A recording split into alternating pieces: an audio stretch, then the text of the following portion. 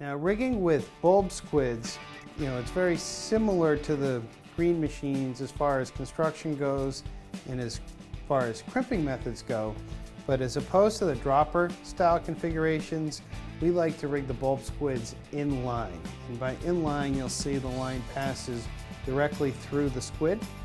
And here I'm holding what we call the 6-inch spreader bar. We have 6-inch teasers and a 9-inch off-colored stinger. And daisy chains, the same idea. You have the teasers in front and the larger stinger in back. And we're just going to take a brief moment just to show you how to properly crimp inline a bulb squid. Now the squids come fully molded, so we need to cut an opening in the nose. You want to just keep cutting back till you find the hollow portion of the squid. Inspect, there you go. Now that's just big enough for the mono to pass through, but it's not large enough for it to pull through across the terminal gear. So the next step is we're going to slide the squid on. The bead with the larger diameter than the hole, and a crimp sleeve, and a crimp sleeve. Space it to where you want it to. In this case, we'll keep it 12 inches from the squid above it.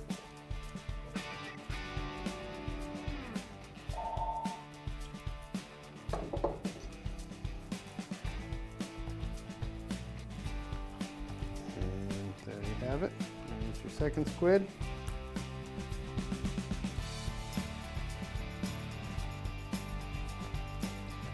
And so we're going to have 4 teasers on the center line. So we're going to slide bait number 1 on. All right, so crimp sleeve, bait number 2, spacer bead, crimp, bait number 3,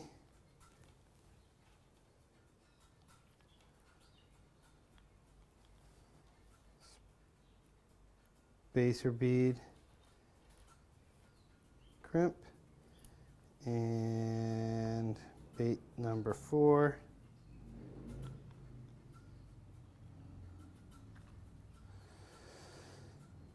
spacer bead, and a crimp, the stinger, crimp, chafing gear, the hook,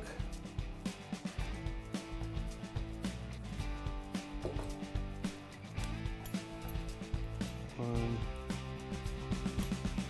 two. Since this is our stinger line, we'll take the time to do a little hit in the middle.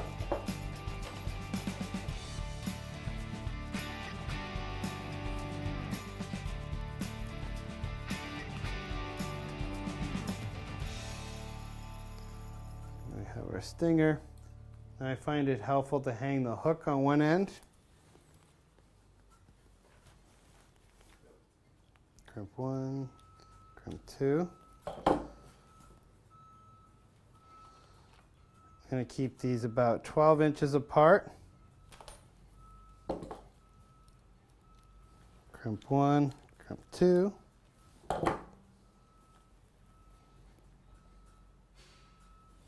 These don't have to be exact, though it's nice to have them in unison. You don't want anybody singling any of these out because the hook is on the stinger.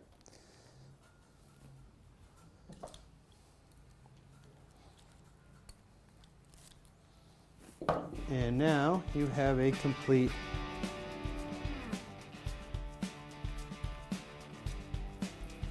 daisy chain. Good thing, right?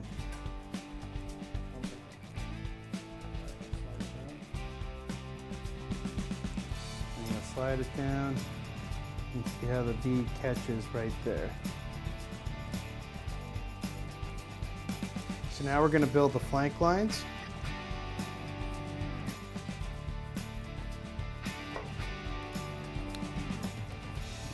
crimp number 1, crimp number 2. Remember, we don't need chafing gear as these are just for the teaser lines. We have bait 1, spacing bead, which is important so the squid doesn't slide down all the way down the line. And squid number 2.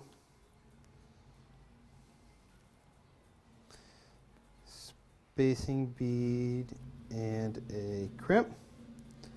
Just going to loop it over itself.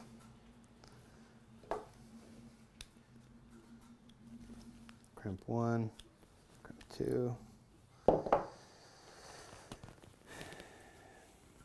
And this squid will have about 7 inches from the terminal connection to the bar. That's 1, 2. And you can see how they just slide down. So this is the right hand flank.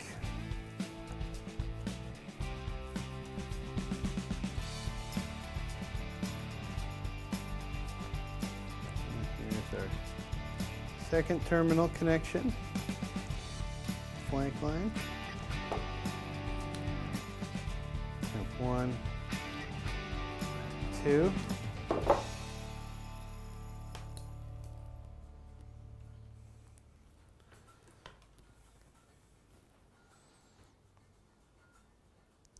Bead, crimp.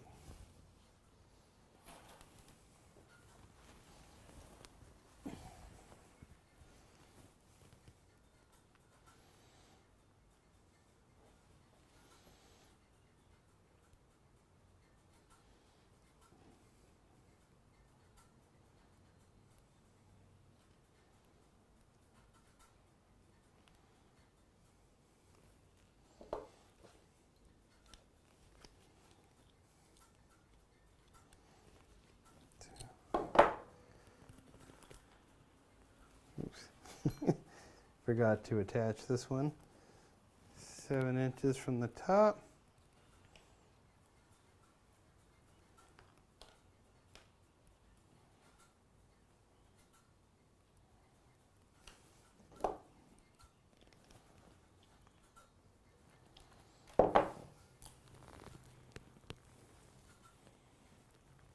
So the baits are not in unison. Okay, now to construct the bar, same as any other bar we make.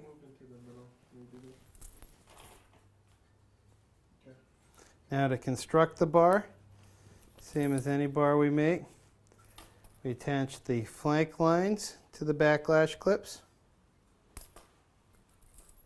And with our snap in the middle, we're ready to go.